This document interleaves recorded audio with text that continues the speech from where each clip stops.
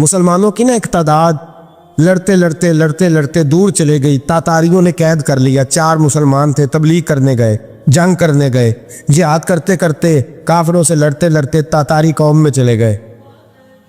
وہ قید کر لیے گئے تو سزائے موت کا حکم ہوا. 4 بزرگ تھے, سزائے موت کا حکم ہوا. تو تاتاری بادشاہ جو تھا وہ بڑا خلاف تھا, بڑا سخت مخالف تھا مسلمانوں کے. اس نے کہا کہ ان کو جب پھانسی دینا نا مسلمانوں کو تو میرے سامنے دینا. اب 4 عالم ہیں, 4 صوفی ہیں, سفید داڑیاں, سر پہ امامے. پھانسی کا وقت آیا تو جو پھانسی گھاٹ ہے وہ ایک ہے, چاروں کو کٹھے پھانسی نہیں ہو سکتی. ایک کو کہا کہ ایک ایک کر کے ان کو پھانسی دو. جب پھانسی کا وقت آیا نا تو جو سب سے پیچھے سے ہوئی تھے وہ دوڑ کے آگے آئے, کہنے لگے بادشاہ پہلی باری میری لگا پہلی. اب بادشاہ نے کہا ٹھیک ہے اسے لٹکا دو. وہ قریب آئے تو دوسرے دوڑ آئے, کہنے لگے نہیں نہیں پہلی باری میں نے زیادہ کافر قتل کیے, میرا بڑا جرم ہے, مجھے پہلے سزا دو. ان کو پھانسی دینے لگے تو تیسرے آ گئے, کہنے لگے نہیں یہ تو میرا قتل کرتا تھا, رستے میں بتایا کرتا, ڈھونڈ کے میں بتلاتا تھا کہ یہاں زیادہ تعداد ہے, مجھے پہلے پھانسی دو. تیسرے کے ساتھ بات ہو رہی تھی تو چوتھا دوڑا آیا, کہنے لگا یہ رستے بتاتا تھا, یہ تبلیغ کرتا تھا, یہ سارا کچھ کرتا تھا, لیکن کہا یہ کہتے تھے چلو واپس چلتے ہیں, میں جانے نہیں دیتا تھا. میں کہتا تھا اور کافر مارنے اور علاقے فتح کرنے, میرا جرم بڑا ہے, مجھے پہلے پھانسی دو. بادشاہ کہنے لگا مجھے 35 سال ہو گئے حکومت کرتے, بڑی دنیا کو پھانسی دی ہے.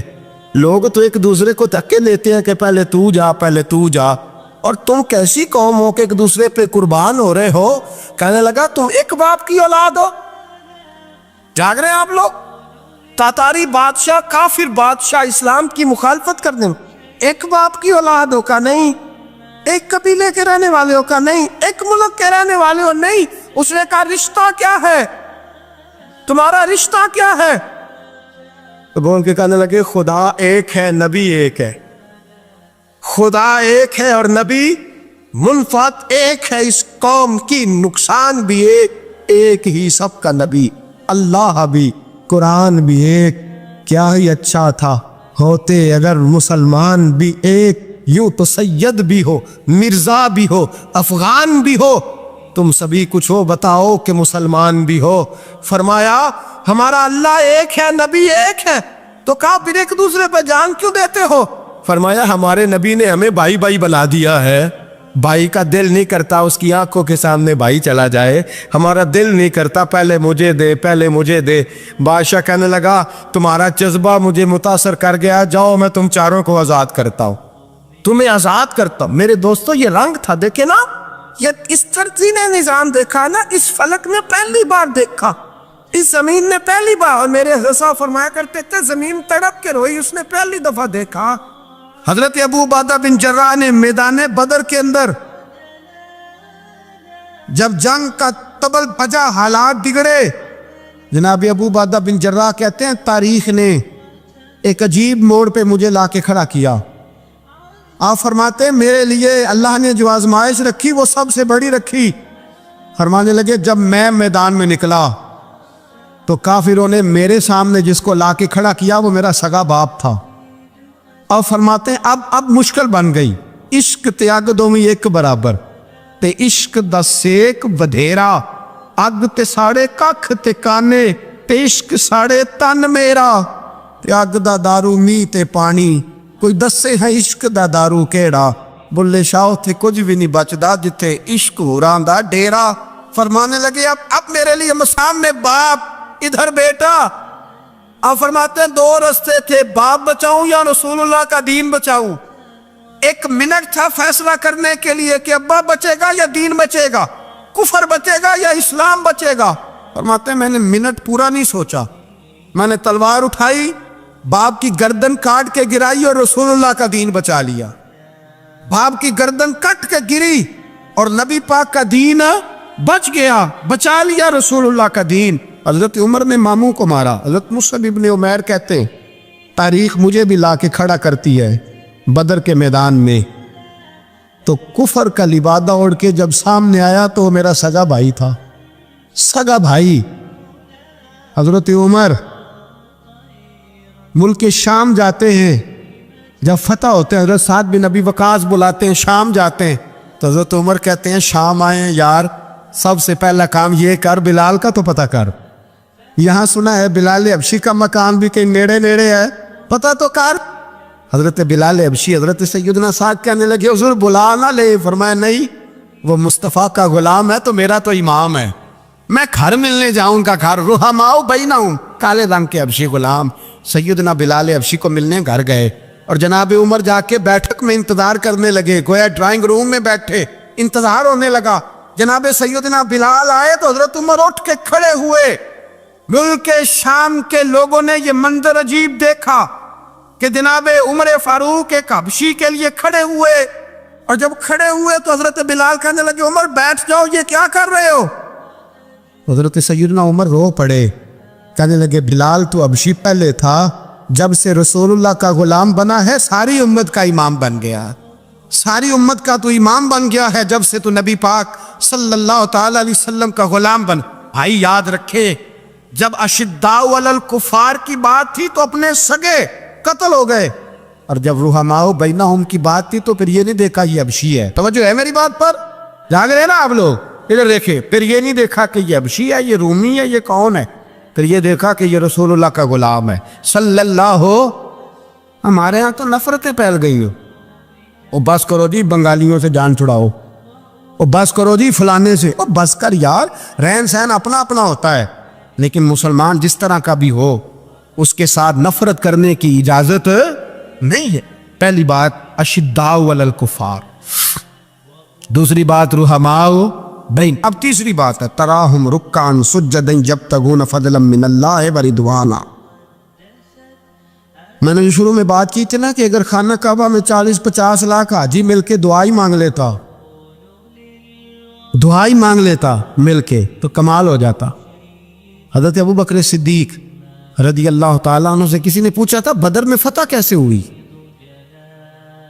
ابھی مسلمان کہتے ہیں نہیں جی کیسے لڑیں گے جی, ہمیں اپنا بڑا مسئلہ ہے. یہ کمزور لوگوں کی باتیں, کمزور جو خدا والے ہوتے ہیں ان کی یہ سوچ نہیں ہوتی. یہ آرزوئے کرم اور میں آپ سے کروں, یہ بھیک اس کو جی دیے جس کا خدا نہ ہو. یہ کمزور لوگ ہیں جو کہتے ہیں نہیں کیسے ہوگا, کس طرح ہوگا, جن کو پتا ہو کہ ہماری غیبی طاقت ہے. ہماری حضرت ابو بکر صدیق رضی اللہ تعالیٰ پوچھا جناب بدر میں کیسے جیت گئے؟ تلواریں زیادہ تھی, نیزے زیادہ تھے, یا آپ کو جاسوسی زیادہ تھی, پتہ زیادہ تھا کہ یوں قابو آئیں گے کافر؟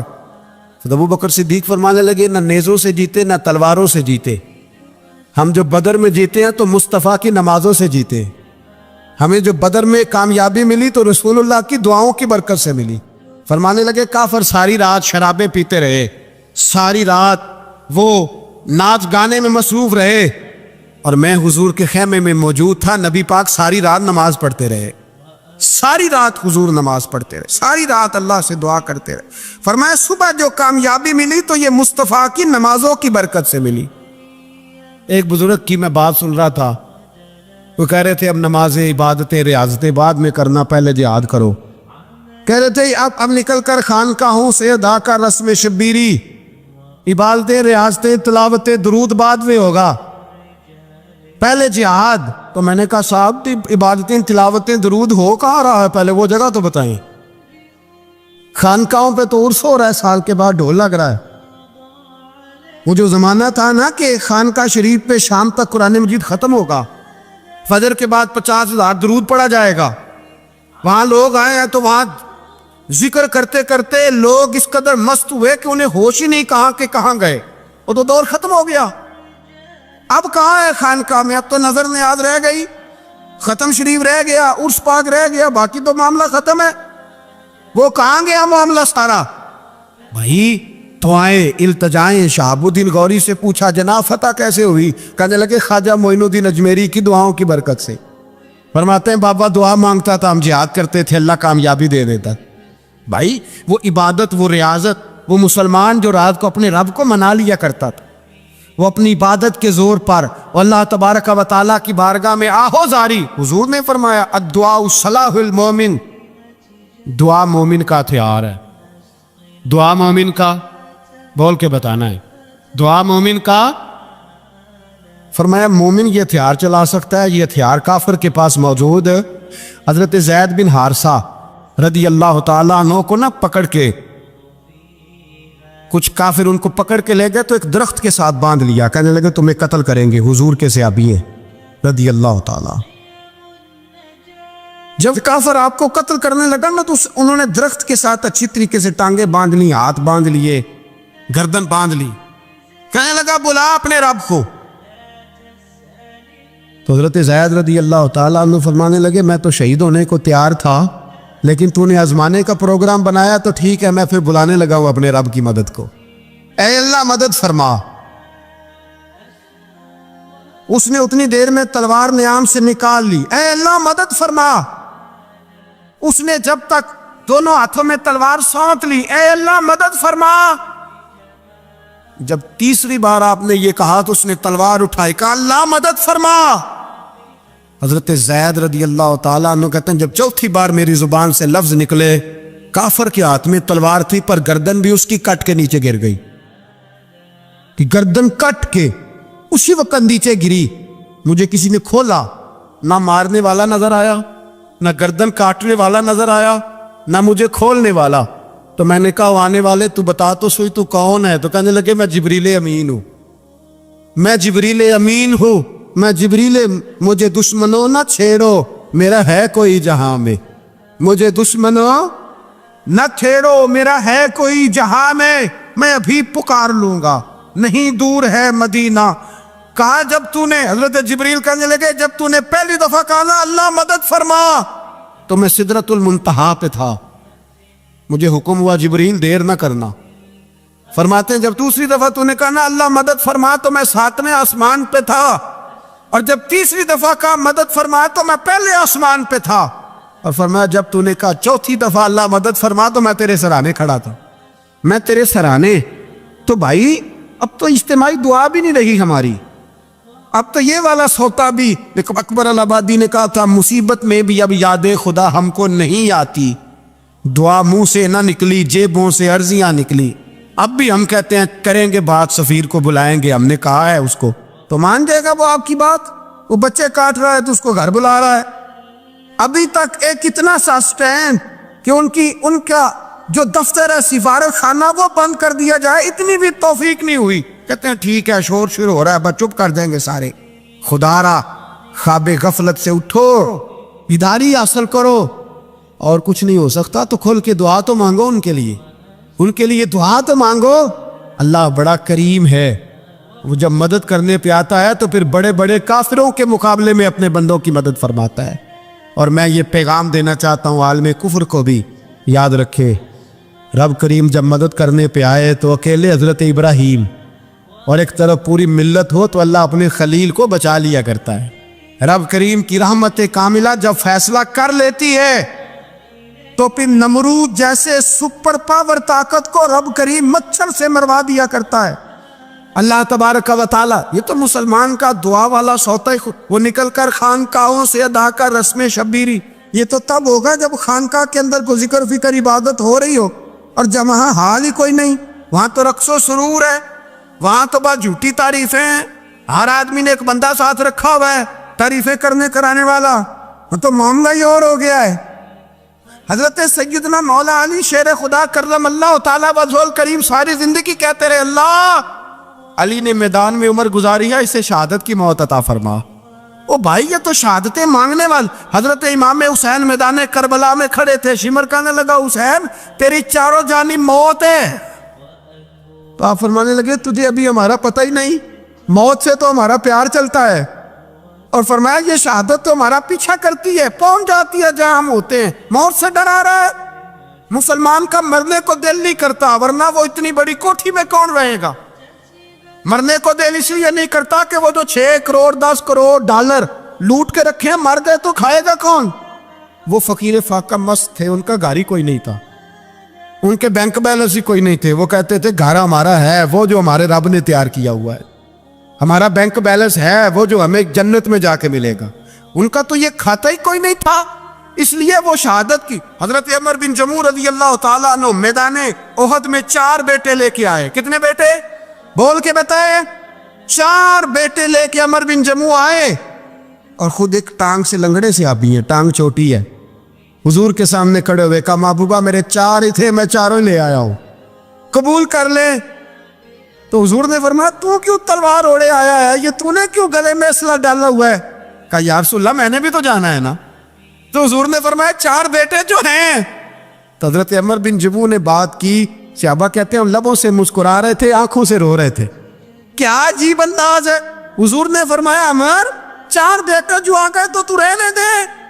تو حضرت عمر رو پڑے، کہنے لگے محبوبہ کیا لنگڑے جنت میں نہیں جائیں گے؟ کیا حضور میں لنگڑا ہوں تو میرے لیے جنت کوئی نہیں؟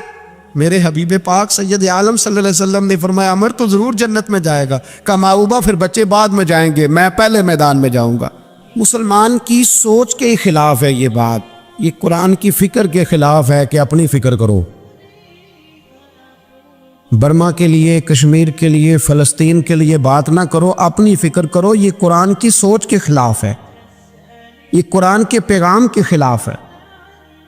اس لیے کہ اگر صرف اپنی بات ہوتی تو آمنو اور عاملوا الصالحات پہ بات ختم ہو گئی ہوتی، پھر بات آگے نہ چلتی۔ جب کہا گیا وتواصوا بالحق، حق بات کی تلقین کرنی ہے۔ اگر بات صرف اپنی ذات کی ہوتی تو ٹھیک ہو گیا تھا، نماز پڑھی، روزہ رکھا، حج کیا، ختم ہو گئی۔ لیکن میرے نبی پاک صلی اللہ تعالی علیہ وسلم نے ارشاد فرمایا ایک بستی میں 2 3 4 نیک لوگ رہتے تھے۔ میرے پیارے کریم رسول فرماتے ہیں 3 4 بڑے پرہیزگار، متقی، صاف ستھرے صوفی صاحب، درویش صاحب، علامہ صاحب، بڑے جو کہتے تھے بالکل جی میں کوئی بات نہیں کرتا، کسی بادشاہ کو نہیں چھیڑتا، میں تو بس لوگوں کو اللہ اللہ بتاتا ہوں، میرا کوئی تعلق نہیں، کوئی مرے کو جیے، بڑے نیک صاف ستھرے پرہیزگار۔ باقی ساری بستی گناہ کرتی تھی۔ نبی پاک علیہ السلام فرماتے ہیں رب کریم نے کچھ عرصے تک مہلت دی، پھر مشیت خداوندی، اللہ کا قانون حرکت میں آیا تو کہا جبریل ساری بستی تباہ کر دو، تباہ کر دو۔ اللہ مہلت دیتا ہے، مہلت دیتا ہے۔ ہم لوگ سمجھتے ہیں نہیں نہیں ہماری سیاسی چالیں صحیح چل رہی ہیں، اللہ مہلت دیتا ہے۔ رب کریم نے فرمایا جبریل انہیں تباہ کر دو۔ تو حضرت جبریل امین علیہ السلام نے عرض کی مولا وہاں تو تیرے 3 4 بڑے نیک بندے بھی رہتے ہیں، بڑے پرہیزگار، سچ بولنے والے، دیانتداری والے، حاجی صاحب، نمازی صاحب، صوفی صاحب، پیر صاحب، بڑے خوبصورت، ان کا کیا کریں؟ تو میرے محبوب پاک علیہ السلام فرماتے ہیں رب کریم نے فرمایا سب سے پہلے انہیں تباہ کرنا، سب سے پہلے انہیں سب سے پہلے، اور الٹ دو بستی، پہلے ان کا نمبر لگاؤ۔ یا اللہ ان کی کیا غلطی ہے؟ تو غلطی سن لے، غلطی یہ ہے کہ انہوں نے 2 صفتیں پیدا کی ہیں، اگلی 2 پیدا کیوں نہیں کی؟ الا الذین آمنوا وعملوا الصالحات پہ روک کیوں گئے، آگے کیوں نہیں بڑھے؟ اللہ کریم نے فرمایا جبریل دیکھو نا، میری نافرمانی ہوتی رہی اور ان کے چہرے پر کبھی شکن تک نہیں آیا، لوگ میرا قانون توڑتے رہے، انہیں کبھی برا ہی نہیں لگا، گناہ دیکھ کر کبھی خیال ہی نہیں آیا بدلنے کا۔ میرے بھائی امت مسلمہ اپنے لیے تو آئی نہیں دنیا میں، نبی پاک کی اس لیے تھوڑے آئے تھے کہ پیسے کمائیں، دنیا داری کریں، جھوٹ سچ ماریں اور رخصت ہو جائیں، بچے پیدا کریں۔ یہ کام تو ہندو سکھ بدھ مت سارے کر رہے ہیں، تو فقط اس کام کے لیے تھوڑی آیا ہے۔ کنتم خیر امت اخرجت للناس، اللہ فرماتے ہیں میرے محبوب کے غلاموں تم بہترین امت ہو، میں نے تمہیں امتوں کے بھلے کے لیے پیدا فرمایا ہے، تمہیں لوگوں کی امامت کے لیے دنیا میں بھیجا ہے۔ اے نوجوان مسلم کبھی یہ تدبر بھی کیا تو نے؟ وہ کون سا گردو ہے جس کا ہے تو ایک ٹوٹا ہوا تارا؟ تو نے کبھی سوچا ہے تو کیا ہے؟ پتہ ہے تجھے؟ روزی کماؤ، روٹی کماؤ، اور اب تو بہت سارے لوگ جھوٹ کی دنیا میں زندہ ہیں، جھوٹ بولتے ہیں اپنے آپ کے ساتھ بھی، دائیں بائیں فراڈ کر رہے ہیں اپنی ذات کے ساتھ، خول بنا لیا اس میں بند ہو گئے، باہر ہی نہیں نکلی۔ اپنے ملک کی سوچو، اپنی بات کرو۔ علامہ اقبال نے پتہ کیا کہا تھا؟ اقبال نے، یہ سنو جو لوگ کہتے ہیں پہلے پاکستان، برما کے مسلمان بعد میں کشمیر کے مسلمان، پہلے سنو اقبال کیا کہتے ہیں۔ اقبال کہنے لگے ان تازہ خداؤں میں بڑا سب سے وطن ہے، ان تازہ خداؤں میں بڑا کون؟ وطن کی محبت ایمان کا حصہ، اس میں شک نہیں، لیکن اگر اسلام سے پہلے وطن آ گیا تو اقبال کہتے ہیں ان تازہ خداؤں میں بڑا سب سے وطن ہے، اور جو پیرہن اس کا ہے وہ مذہب کا کفن ہے۔ فرماتے ہیں جو وطن اوڑھ لیتا ہے اس نے اپنے مذہب کو دفن کر دیا۔ سب سے پہلے پاکستان نہیں، سب سے پہلے رسول اللہ کا دین ہے، سب سے پہلے قرآن ہے، سب سے پہلے نبی پاک کا فرمان ہے، سب سے پہلے امت مسلمہ ہے۔ ان تازہ خداؤں میں بڑا سب سے وطن ہے، جو پیرہن اس کا ہے وہ مذہب کا کفن ہے۔ اور اقبال کہنے لگے قوم مذہب سے ہے، مذہب جو نہیں تم بھی نہیں۔ قوم مذہب سے ہے، مذہب جو نہیں، کوئی نہیں سمجھ آ رہی آپ کو میری بات؟ قوم کس سے ہے؟ پاکستانی ہونے سے، پنجابی ہونے سے، سندھی بلوچی پٹھان ہونے سے؟ نہ، قوم مذہب سے ہے، اور مذہب جو نہیں تم بھی نہیں۔ یہ کیسے ہو سکتا ہے کہ مذہب نہ اور بندہ زندہ رہے؟ یہ کیسے ہو سکتا ہے؟ بھائی کافر نے اصل میں جاگ ہی نہیں رہا، میں جاگتا ہی نہیں، میں جیب کی سوچتا ہوں، مسجد کی سوچتا ہوں، خانقاہ کی سوچتا ہوں، مدرسے کی سوچتا ہوں، دکان کی، سارا دن تو اس چکر میں لگا رہتا ہوں لوگوں کو ثابت کرنے میں کہ میں صحیح ہوں باقی غلط ہے۔ میں تو اپنی ذات کے خول سے اٹھ ہی نہیں رہا، اور مجھے یہ اندازہ ہی نہیں کہ لیبیا سارا کٹ گیا، مصر کے ٹکڑے ٹکڑے ہو گئے، مجھے پتہ ہی نہیں کہ شام، جس کے بارے میں میرے نبی پاک علیہ السلام نے فرمایا مکے اور مدینے کے بعد اللہ نے سب سے زیادہ برکتیں ملک شام میں رکھی ہے، اور حضور نے فرمایا جس نے ہجرت کرنی ہو وہ شام جائے۔ اتنا اعلیٰ ملک سارا کٹ گیا، 4,000 لوگ ایک دن میں قتل ہو گئے، پر میرا گھر آباد ہے نا، کوئی حرج نہیں، وہ کٹتے ہیں تو وہ دور ہیں، کٹتے رہے۔ فلسطین میں ہمارے یہاں معراج کی محفلیں بڑی جم کے ہوتی ہیں، سارے لوگ پڑھتے ہیں سبحان الذی اسریٰ بعبدہ لیلا من المسجد الحرام الی المسجد الاقصی۔ انہیں پوچھو روز قرآن مجید میں مسجد اقصی کا نام لینے والوں، تو مسجد اقصی کہتے ہو تو تمہیں اللہ کتنی نیکیاں عطا کرتا ہے، بتاؤ تو صحیح مسجد اقصی کدھر ہے؟ اور اب تو میری طرح کے مولوی آدھی حدیث سناتے ہیں، کہتے ہیں مسجد نبی میں ایک نماز پڑھو تو 50,000 کا ثواب، حرم شریف میں پڑھو تو 1,00,000 کا ثواب۔ مولانا حدیث یہاں سے شروع نہیں ہوتی، کھولو تو صحیح کنز المال، پڑھو مسند امام احمد بن حنبل، حدیث تو یہاں سے شروع ہوتی ہے۔ میرے نبی پاک نے فرمایا مسجد اقصی میں جس نے ایک نماز پڑھی 25,000 کا ثواب، اور میری مسجد میں جس نے ایک نماز پڑھی 50,000 کا ثواب، اور اللہ کے گھر بیت اللہ جس نے پڑھی 1,00,000 کا ثواب۔ مسجد اقصی کا تو ذکر ہی چھوڑ گیا ہے، کیوں؟ وہ مسجد جس کی طرف منہ کر کے 15 سال میرے نبی پاک نے نماز ادا کی، کس نے؟ بولیے گا 15 سال تک، 2 ہجری میں 13 سال مکے میں، 2 سال مدینے میں، مسجد اقصی کی طرف جدھر منہ کر کے تیرے اور میرے رسول نماز پڑھتے رہے۔ آج وہ مسجد یہودی کے قبضے میں ہے، کئی جمعے تالا رہتا ہے، وہاں نماز نہیں پڑھنے دی جاتی۔ مجھے کیا لگے اس بات سے، میری مسجد میں تھوڑی لگا ہوا ہے۔ ایسی ہوا چلی ہے کہ ہر شخص سوچتا ہے تمام شہر جلے بس ایک میرا گھر نہ جلے۔ بھائی یہ وہ دور ہے جس دور میں ذرا سی بھی کسی شخص کو تکلیف ہوتی ہے تو عالمی میڈیا پہ بات جاتی ہے، موبائل جیبوں میں فوراً تصویریں کیش ہوتی ہیں۔ میں اور آپ، ہمارا اس قوم سے تعلق ہے جس قوم کے بچے کٹ گئے، ذبح ہو گئے، عورتوں کے پستان کاٹ کے برما کے بدھوں نے ان کے کباب بنا کے کھا لیے، چھوٹے چھوٹے بچوں کی لاشیں انہوں نے لٹکا ڈالی، اور یہاں میں حکومت کی کیا بات کروں، یہاں کسی سیاستدان کو مکھی کاٹ جائے تو ہمارے پھٹے آباد ہو جاتے ہیں بحث کرنے کے لیے۔ ہمارے اپنے لوگ، عام آدمی نہیں بات کرتا، عام آدمی نہیں نکلتا، عام شخص کو فکر ختم ہو گئی۔ وہاں میری بھائی سب سے بڑھ کر بہترین مسجد کے خطیب امام حسین تھے۔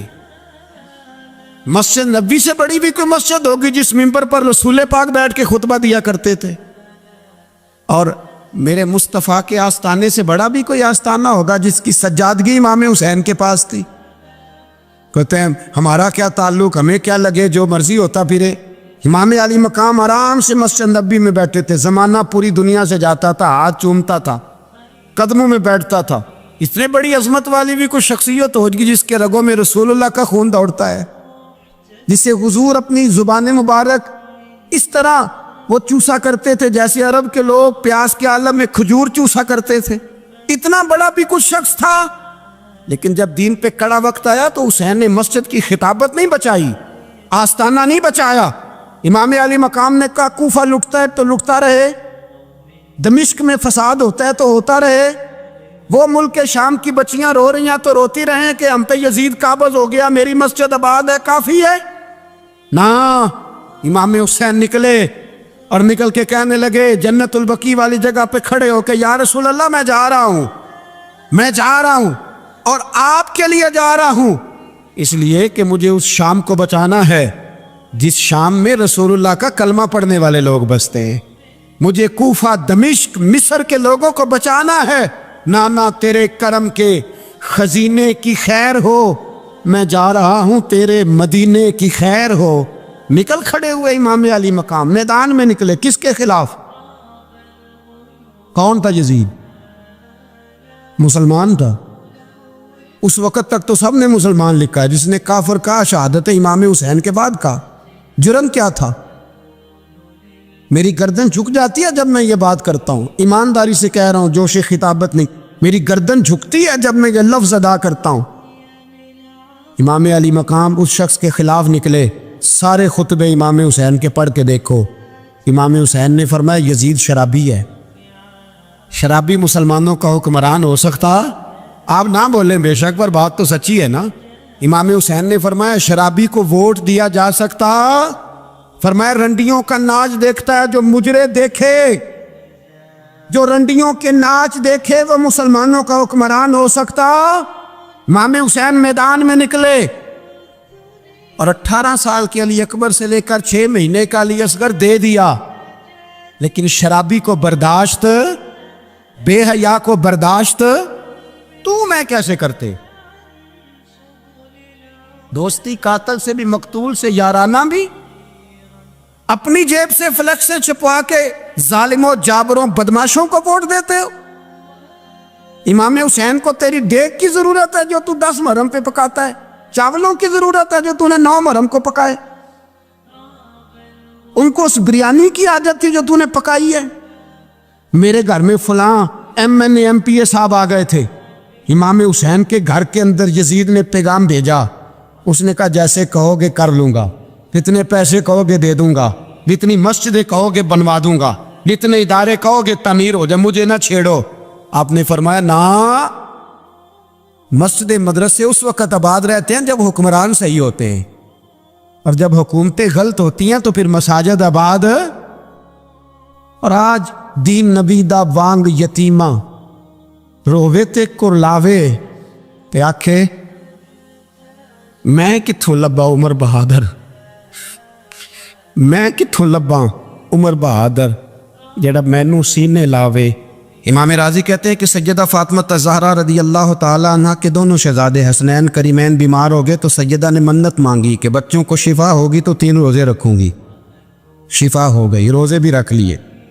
اور جب مولا علی شیر خدا روزہ رکھنے کے لیے بیدار ہوئے، سیدہ فاطمہ الزہرا بیدار ہوئی تو امام حسن اور حسین بھی اٹھ گئے، 7-8 سال کی عمر ہے، اماں جی ہم نے بھی رکھنا ہے۔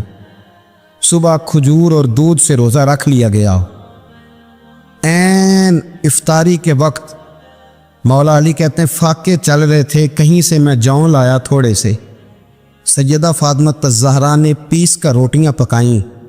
وہ وقت جو بڑا مشکل ہوتا ہے افطار کا، کہتے ہیں اس وقت جب